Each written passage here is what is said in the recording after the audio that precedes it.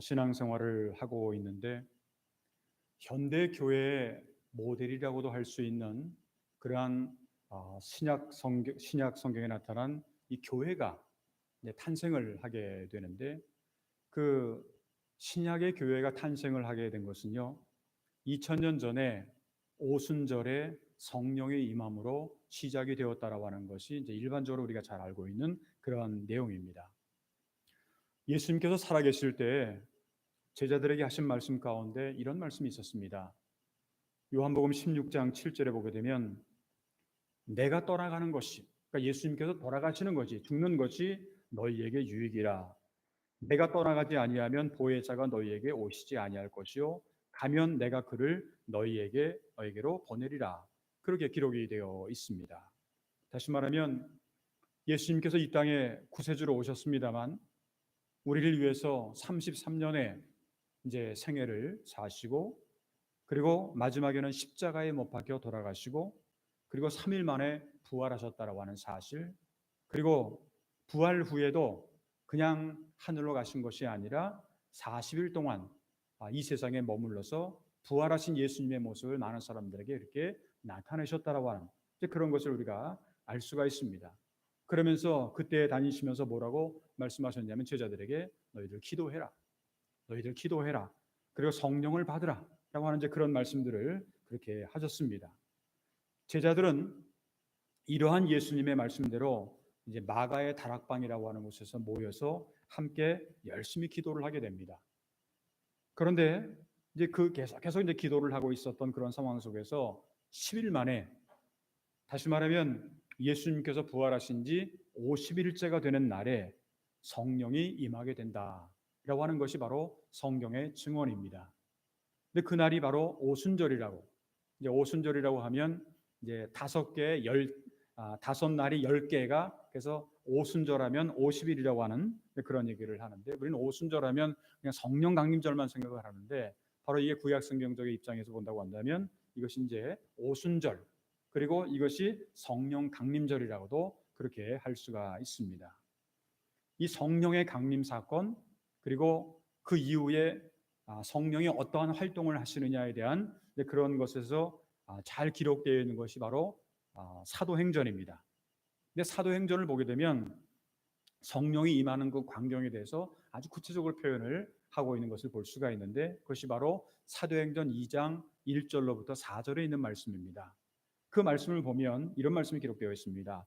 오순절 날의 이름에 그들이 다 같이 한 곳에 모였더니 호련히 하늘로부터 급하고 강한 바람 같은 소리가 있어 그들이 앉은 온 집에 가득하며 마치 불의 혀처럼 갈라지는 것들이 그들에게 보여 각 사람 위에 하나씩 임하여 있더니 그들이 다 성령의 충만함을 받고 성령이 말하게 하심을 따라 다른 언어들로 말하기를 시작하니라. 그렇게 기록이 되어 있습니다. 이 말씀에 의하면 성령이 세상에 강림하시는 그러한 모습이 몇 가지로 이렇게 표현이 되어 나타나 있는 것을 이제 볼 수가 있는데, 첫 번째가 뭐냐면 성령이 하늘로부터 급하고 강한 바람 같다, 그렇게 임했다라고 성경은 말씀을 합니다. 여러분들 바람을 여러분들 눈으로 직접 보신 분 계십니까? 바람은 보이질 않죠. 바람은 보이지는 않지만 바람 소리는 들으시죠. 바람은 안 보이지만 바람 소리는 휘 하는 소리가 들리게 되잖아요. 그러니까 바람 소리는 때문에 이 바람이 부는 것을 우리가 알 수가 있습니다. 초대교회 성령이 임하시는데도 마치 급하고 강한 바람같이 임했다라고 하는 것은 그들이 느낄 수 있는 그런 것이 임했다라고 하는 그러한 이야기입니다. 두 번째, 성령은 불의 혀처럼 임했다라고 그렇게 기록을 하고 있습니다. 성령은 영이기 때문에, 말 그대로 영적인 존재이기 때문에 우리 인간의 눈으로 이것을 볼 수가 없습니다. 그런데 불의 혀처럼, 다시 말하면 불꽃과 같은 모습으로 임하셨다라고 이제 그렇게 표현을 하고 있습니다. 쉽게 말하면 사람의 눈에 보일 정도로, 사실 영은 보이지 않지만 그러나 사람의 눈에 보일 정도로 이 불덩어리 같은 것이 그들에게 임했다라고 하는 그런 표현을 하고 있습니다. 세 번째로, 그로 인해서 모인 사람들이 다른 언어, 이걸 보통 우리는 말할 때 방언이라고 얘기를 합니다만 방언을 말했다라고 하는 이제 그런 얘기입니다. 그래서 성령이 임한 증거가 나타나게 되는데 그게 방언으로 그렇게 나타나게 되었다라고 하는 것인데, 사도행전 2장 5절 이하를 보게 되면 그때 천하 각국으로부터 사람들이 모였다고 되어 있어요. 그래서 예루살렘에 모였는데, 구체적으로 이제 학자들에 의하면 그것이 14나라에서 120명의 사람들이 모였다라고 그렇게 기록이 되어 나타나 있습니다. 근데 성령이 임하자 그들이 방언을 하기 시작을 한 거예요. 근데 그 말은 언어가 다 각자 다른 나라의 언어인데 하나로 통일되어 나타났다라고 하는 이제 그런 것으로 우리가 이해를 할 수가 있습니다. 이것이 바로 오순절에 임한 성령의 모습이었다라고 하는 겁니다. 그런데 이러한 모습을 주변에 많은 사람들이 볼 것 아닙니까? 이런 사람들이 보니까 저 사람들 좀 술 챘나? 술도 보통 챈 게 아니라 그냥 아주 엄청 술을 많이 마셔가지고 그냥 흐느적거리는 모습, 이제 그런 것으로 그들에게는 보였다라고 하는 겁니다. 근데 여기서 중요한 게 있어요. 그게 뭐냐? 그동안에는 이들이 기도를 하더라도 숨어서 기도를 합니다. 남들이 누가 들어올까 겁이 났어요. 숨어서 기도를 하고 그렇게 계속해서 자기들의 신앙생활도 숨어서 몰래 그렇게 하고 있었는데, 그 왜냐하면 외부의 박해가 두려워서. 그래서 숨어서 신앙생활을 했던 사람들이요, 이 오순절에 성령 강림을 체험한 이후에는 더 이상은 유대의 당국자들을 두려워하지 않았다라고 하는 겁니다. 그리고 담대히 복음을 전하게 되었다라는 겁니다. 옛날만 하더라도 겁장이었어요. 숨어서 했어요. 예배를 드리더라도 숨어서 예배를 드리고 자기들을 기호절을 하더라도 숨어서 했습니다. 그런데 이제는 담대히 많은 사람들에게 나타나서 담대하게 그렇게 전했다라고 하는 겁니다. 여러분들이 아마 사도행전 2장, 3장, 2장, 4장 쭉 이렇게 보시면 아시겠습니다만, 베드로를 중심으로 한 그런 제자들이 복음을 전하게 됐을 때 어떤 때는 3천 명이 한꺼번에 세례를 받고, 어떤 때는 5천 명이 한꺼번에 회개하고 세례를 받는 역사가 나타나게 되었다. 이거는 우리가 볼 때는 이게 뭐 당연하다고 생각할지 모르지만, 그 시대적인 흐름으로 배경으로부터 생각해 본다고 한다면 이건 정말 있을 수 없는 얘기입니다. 그 얘기들이 실제적으로 성령 강림의 사건을 통해서 나타나게 되었다라고 하는 겁니다. 더 나아가서 우리가 사도행전을 쭉 읽다 보게 되면 수를 셀 수 없는 수많은 사람들이 하나님을 믿고 주님께 돌아오는 이제 그러한 놀라운 역사가 일어나게 되었다라고 하는 겁니다. 2000년 교회 역사 가운데 하나님께서는 성령을 통해서 교회를 부흥시켜 주시고, 성도들에게는 성령의 능력을 주셔서 어디 가서든지 무엇을 하든지 간에 하나님의 능력이 나타나게 그렇게 하게 하고, 그러다 보니까 하나님의 영광이 드러나는 그러한 그 모습을 우리가 성경을 통해서 우리가 알 수가 있습니다. 이와 같이 성령이라고 하는 것은요, 우리가 때로는 상상조차 하지 못할 능력이 주어지고 그리고 지혜를 허락해 주신다라고 하는 겁니다. 따라서 오늘 우리가 함께 읽은 성령 본문에 보게 되면 이 부활하신 예수님께서 제자들에게 나타나십니다. 나타나셔서 뭐라고 말씀하시냐면 성령을 받으라, 그렇게 말씀합니다. 오늘 21절 22절을 보게 되면 예수께서 또 이르시되 너희에게 평강이 있을지어다. 아버지께서 나를 보내신 것 같이 나도 너희를 보내노라. 이 말씀을 하시고 그들을 향하여 숨을 내쉬며 이르시되 성령을 받으라. 성령을 받으라. 왜 예수님께서 제자들에게 이 부활하신 후에 나타나셔서 제자들에게 이 성령을 받으라고 하는 이 말씀을 하셨을까요?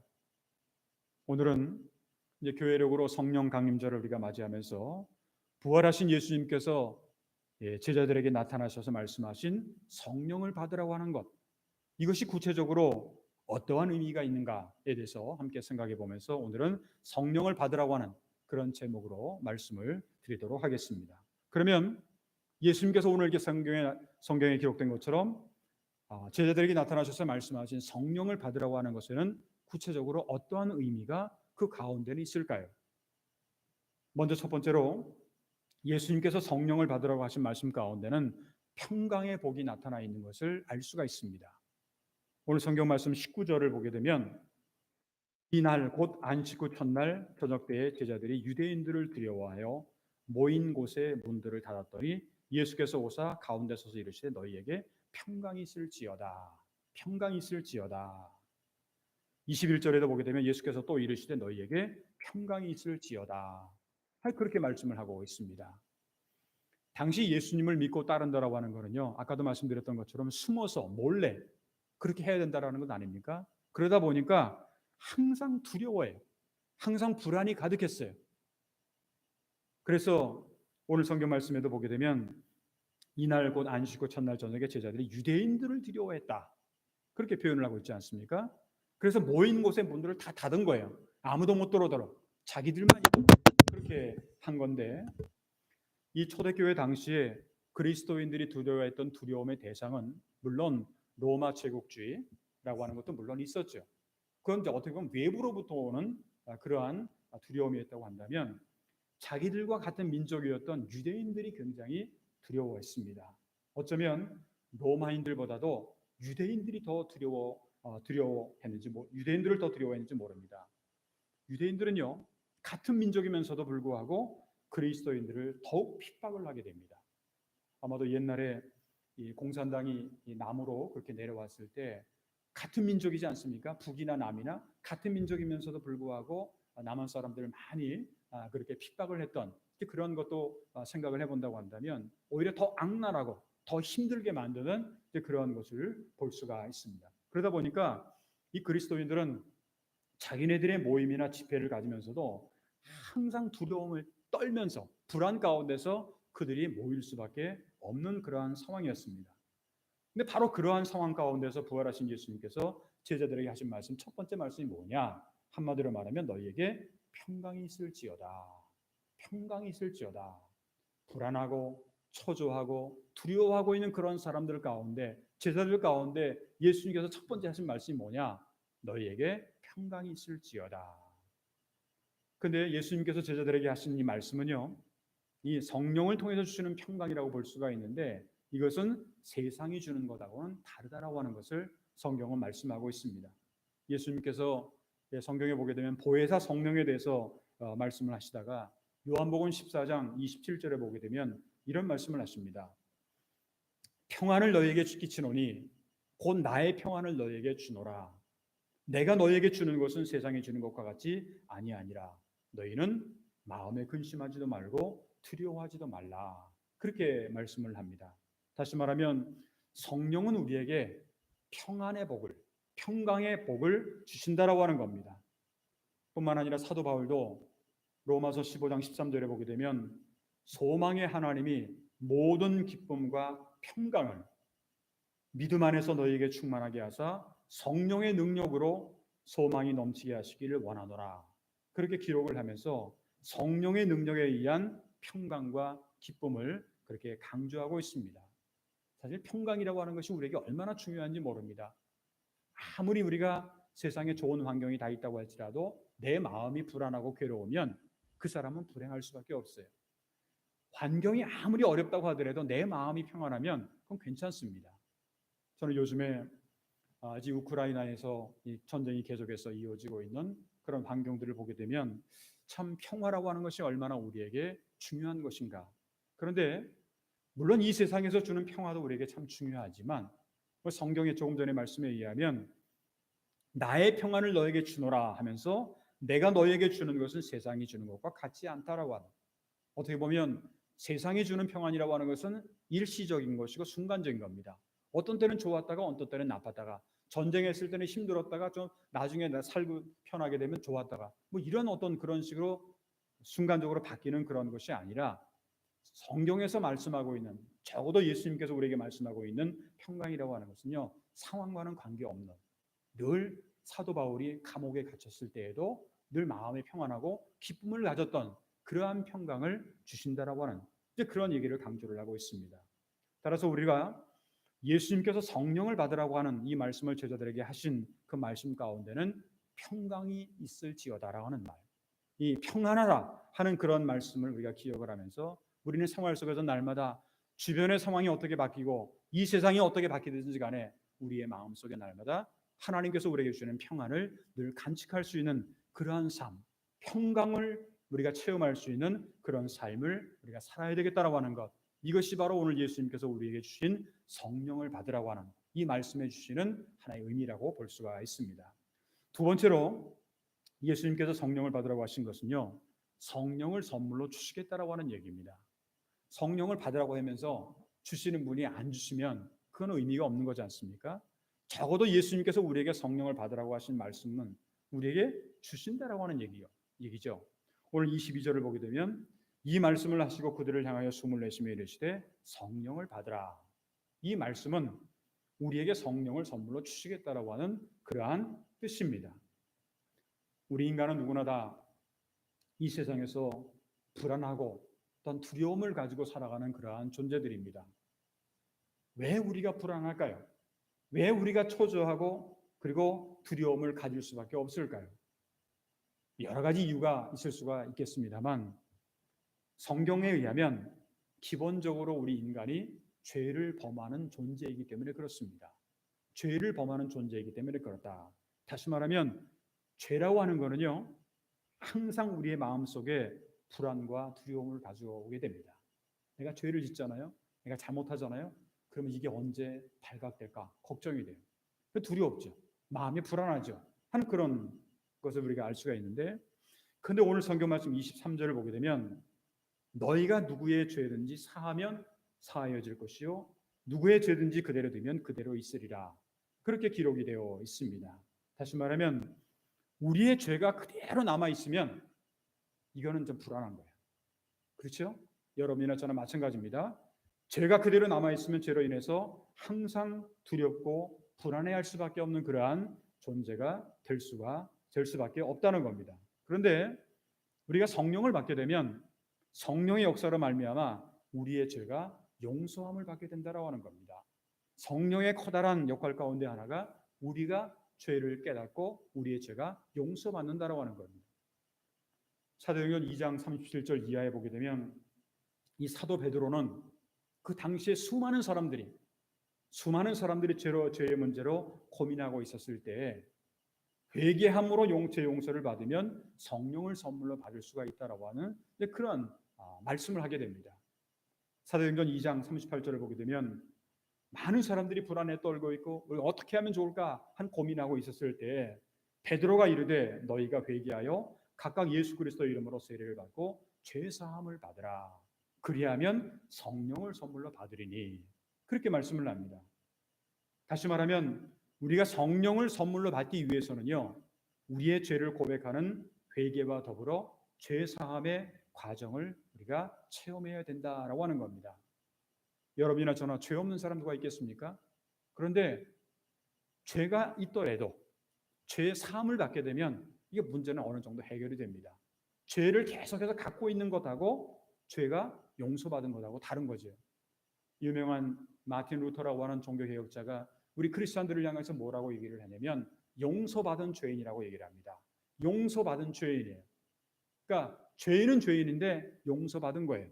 그런데 아직까지 용서받지 못한 사람들도 많이 있다라고 하는 것을 우리가 안다고 한다면 우리가 크리스천으로서 용서받은 죄인으로 살아간다라고 하는 것이 얼마나 복된 것인가를 알 수가 있고, 또한 우리가 예수를 믿어서 성도가 됐다라고 하는 것은요, 회개의 과정을 통해서 죄를 용서받고 하나님의 자녀가 된다고 한다면 우리에게는 엄청난 선물이 하나 더 주어져요. 그게 뭐냐? 하나님의 나라라고 하는 선물이 주어지게 된다라고 하는 겁니다. 우리가 성경을 통해서 예수님이 제일 처음에 오셨을 때, 그리고 제자들에게 말씀하실 때도 마찬가지고, 또 세례 요한도 그 전에 마찬가지고, 제일 처음에 하신 말씀이 뭔지 아시죠? 회개하라, 천국이 가까웠느니라. 그러니까 천국이 우리에게 주어진다라는 거예요. 그러면 이 천국이라고 하는 것, 하나님의 나라라고 하는 것이 과연 무엇일까요? 여러분들 많은 사람들이 하나님의 나라에 대한 관심이 많이 있을 겁니다. 그런데 하나님의 나라가 도대체 뭘까? 그것은 바로 성령을 통해서 우리에게 주시는 하나님의 선물인 것을 우리가 알 수가 있습니다. 사도 바울은 로마서 14장 17절에 보게 되면 이런 말씀을 합니다. 하나님의 나라는 먹는 것과 마시는 것이 아니요.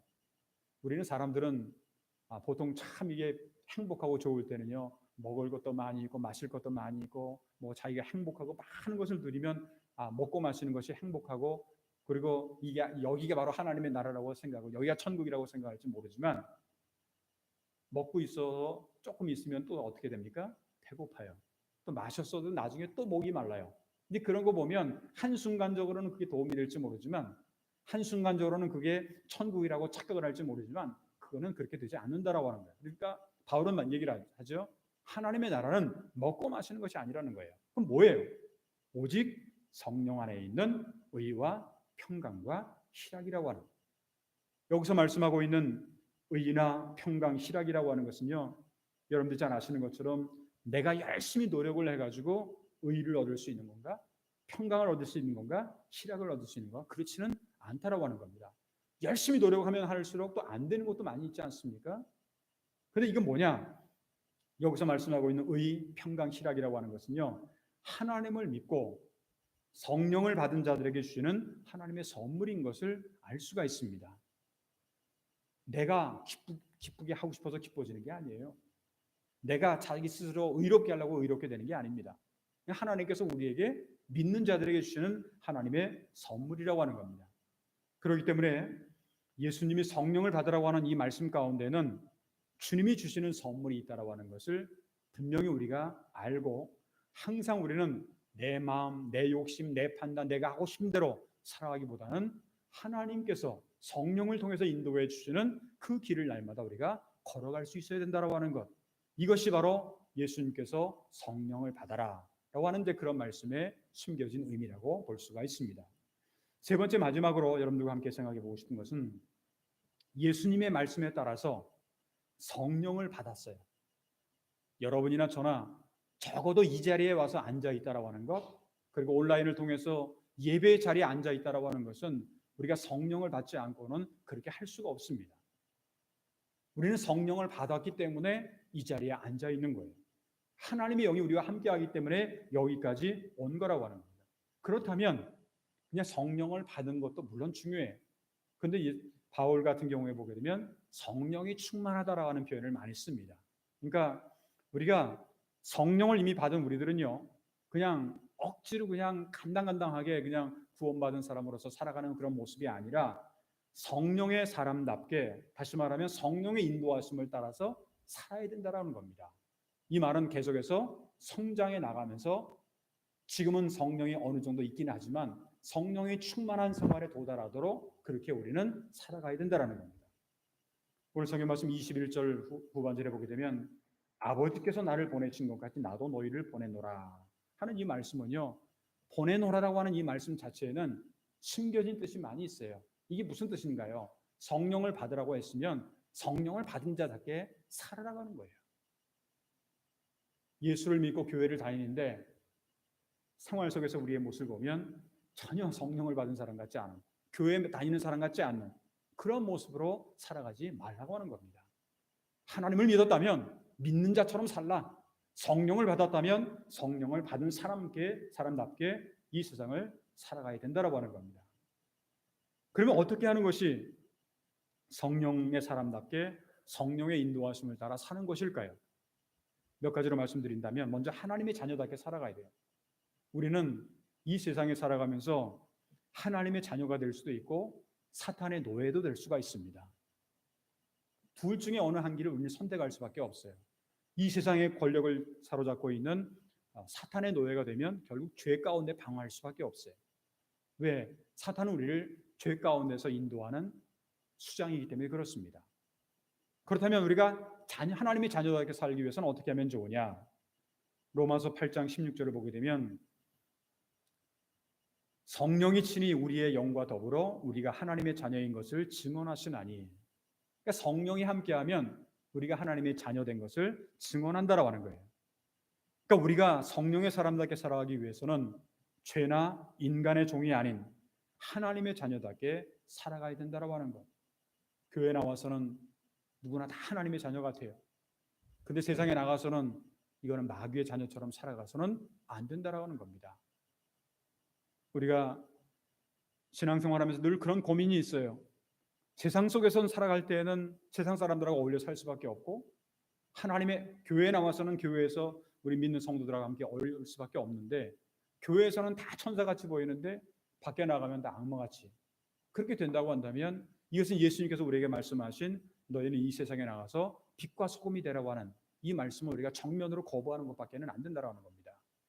세상에 나갔을 때 사람들이 우리를 볼 때 이야 정말 하나님의 자녀답다. 저분을 보니까 내가 교회를 좀 다녀봐야 되겠다 하는 그런 하나의 좋은 모델이 돼야지. 아이고 교회는 뻔뻔하게 잘 다니면서 저 생활하는 거 봐. 이렇게 나오면 이거는 참 곤란하다라고 하는 겁니다. 하나님의 자녀답게 살아야 된다라고 하는 거예요. 이게 바로 성령의 인도하심을 받은 모습이고, 두 번째로는요, 항상 성령을 통해서 가르쳐 주시는 주의 말씀을 깨닫고 말씀에 순종하는 그러한 사람입니다. 요한복음 14장 26절을 보게 되면 보혜사 곧 아버지께서 내 이름으로 보내실 성령 그가 너희에게 모든 것을 가르치시고 내가 너희에게 말한 모든 것을 생각나게 하리라. 이 성령은요, 우리가 성령의 사람으로 살아가기 위해서 내 자신은 약하기 때문에 잘 못합니다. 넘어질 수도 있고 쓰러질 수도 있어요. 그런데 성령의 사람으로 살아가기를 위해서 몸부림하는 사람에게는요, 항상 가르쳐 주세요. 말씀을 통해서 가르쳐 주시기도 하고 또 주의 말씀이 생각나게도 합니다. 내가 바닷가에 나가서 잘못한 일을 행할 때도 야 내가 이러면 안 되는데 하는 어떤 것을 생각나게 만들어요. 내가 하나님 믿는 사람인데 이러면 안 되는데 하는 것을 생각나게 만들어 주신다라고 하는 겁니다. 따라서 우리가 성령을 받고 성령의 사람이 되기 위해서는요, 성령이 가르쳐 주시고 인도하는 대로 그대로 생활해야 된다라고 하는 것, 이것이 바로 두 번째로 우리가 성령의 인도하심을 따라 살아가는 그러한 모습이고, 세 번째로는 성령의 사람은요 항상 이 세상의 힘을 가지고 살아가서는 안 돼요. 이 세상의 힘이 뭡니까? 돈이라든가 명예라든가 권력이라든가 이 세상의 힘이라고 하는 거죠. 그런데 이 세상의 힘이 아닌 세상을 이기신 주님의 능력을 따라서 승리하는 생활을 해야 된다라고 하는 겁니다. 세상의 기준으로 살아가다가 보면 잘 될 것 같죠? 이 세상이 얼마나 그렇게 변하고 또 자기중심적인지 아십니까? 사람들 다 열심히 여러분들 잘 도와주는 것 같죠? 이 세상은요 정말 믿을 사람 한 사람도 없다고 할 정도로 그렇게 많은 사람들이 이야기를 합니다. 정치를 하던 경제생활을 하던 그 어떤 일을 하던 다 마찬가지입니다.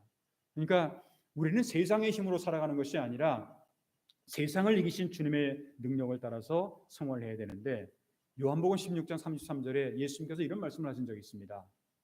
이것을 너희에게 이르는 것은 너희로 내 안에서 평안을 누리게 하려 함이라. 세상에서는 너희가 환난을 당하나. 이 세상에 환난 없는 사람 있습니까? 특별히 요즘에는 이 코로나로 인해서 또 우크라이나에서는 전쟁으로 인해서 그 두 가지밖에 없습니까? 그 이외에도 경제적인 문제 때문에 여러 가지 많은 문제들이 있어서 우리는 날마다 고난 가운데 살아갈 수밖에 없다라고 하는 겁니다. 그런데 세상에서는 너희가 환난을 당하지만 세상만 바라보고서 살아가면 결국 넘어질 수밖에 없고 고난 당할 수밖에 없고 거기 쓰러질 수밖에 없지만, 그렇지만 담대하라. 왜?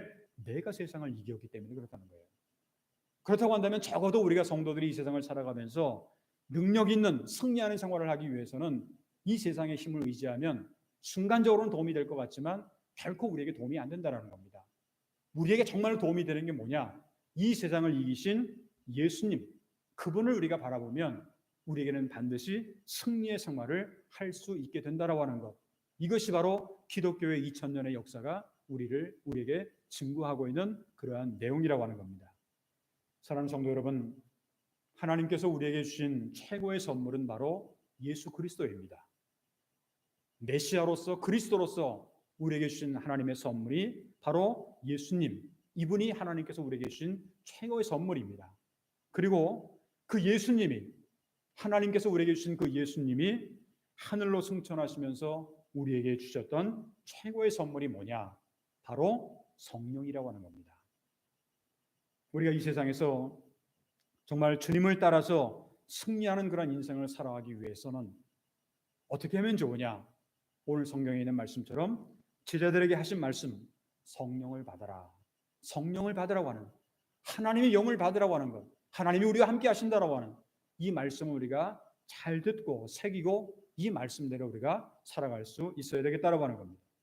간절히 바라기는 오늘 금년도 성령 강림절을 맞이하면서 오늘 주님께서 하신 말씀처럼 성령을 받고, 그리고 성령을 받는 것으로 끝나지 말고 성령에 충만한 그러한 성령의 사람이 되어서 아무리 힘들고 괴롭고 어려운 그러한 현실이 우리 앞에 닥칠지라도 그것 때문에 넘어지고 쓰러지는 존재가 아니라 오히려 그것 때문에 우리가 한 가지 한 가지 날마다 승리해 나갈 수 있는, 그래서 예수 그리스도를 증거할 수 있는 그런 삶을 살아갈 수 있는 저와 여러분들의 앞으로의 신앙의 여정이 되시기를 주님의 이름으로 축원합니다. 기도하겠습니다.